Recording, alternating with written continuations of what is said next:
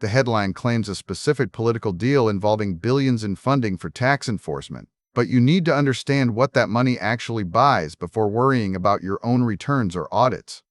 This story is not just about whether rates will change, it is about the mechanics of how the government collects its share when disputes arise and where your hard-earned cash goes during those moments. We are moving past the noise of political posturing to look at the actual machinery of tax collection that determines who gets audited, why some debts vanish while others grow, and what this shift means for a household trying to file correctly in an era of aggressive digital enforcement. The confusion between policy rates and enforcement reality is where most viewers lose their footing. We often assume that if politicians talk about cutting taxes or increasing funding, the immediate result is a change in your tax bracket. That is rarely how it works on the ground level. The true impact lies in the operational capacity of the agency tasked with collecting what is owed. When you see a figure like 1.8 billion allocated to an enforcement initiative, do not immediately think this means every small business owner will be targeted or that your mortgage interest deduction has vanished overnight.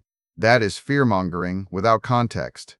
The reality involves a fundamental shift in how the system decides who gets audited and what tools it uses to find unpaid taxes hidden in complex transactions. The core of this change lies in moving from volume-based enforcement to high-yield algorithmic targeting.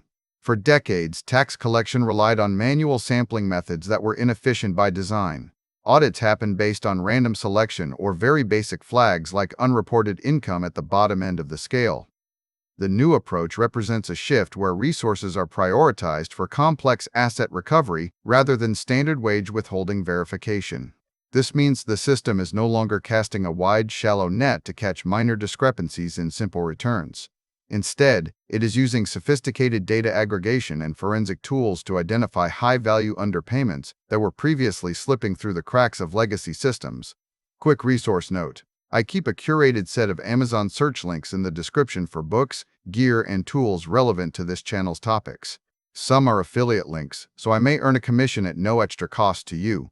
Please consider supporting the channel by using those links if you find something useful. This shift fundamentally alters the collection function within the tax code execution. When you hear about funding increases for enforcement, think less about a new rulebook written by politicians and more about an upgrade in the engine room where compliance is actually enforced.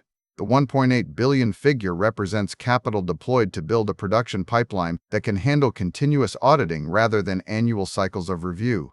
In this new model, real-time transaction monitoring begins to supersede the traditional filing deadline as the primary trigger for audit activity. This means the window during which you are effectively invisible to auditors is shrinking significantly as third-party data becomes more integrated into their daily operations.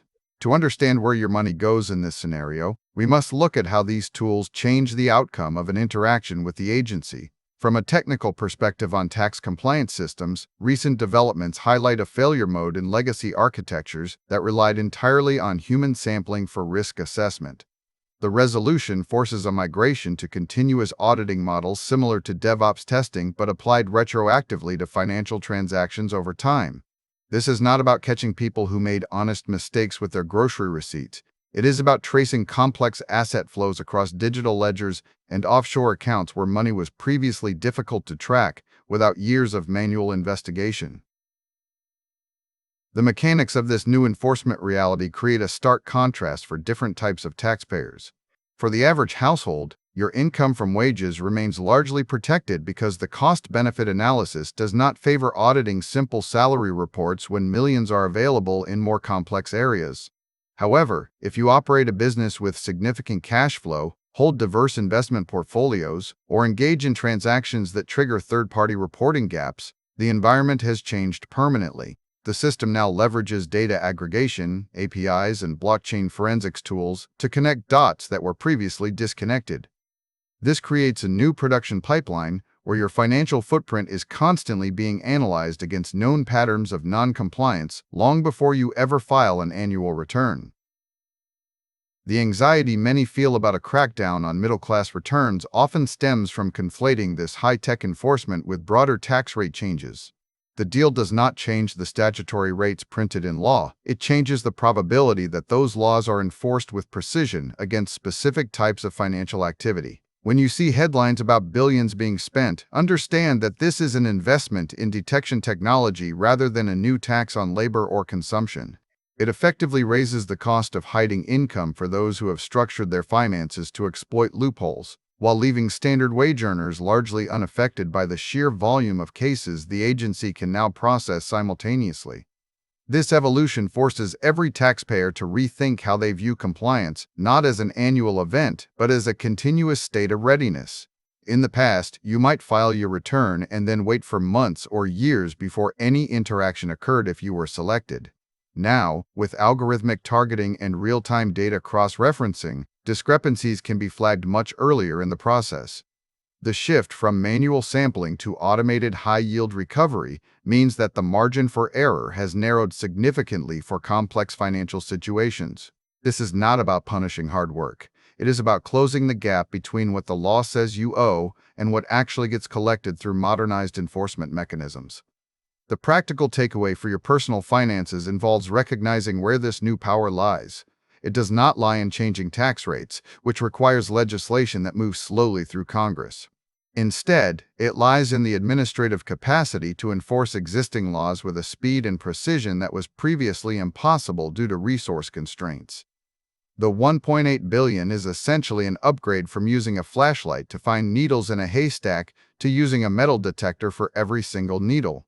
This changes the landscape of risk assessment for anyone holding significant assets or engaging in complex transactions, making transparency not just a legal requirement, but a financial necessity. Understanding this distinction allows you to separate the political theater from the operational reality that impacts your wallet.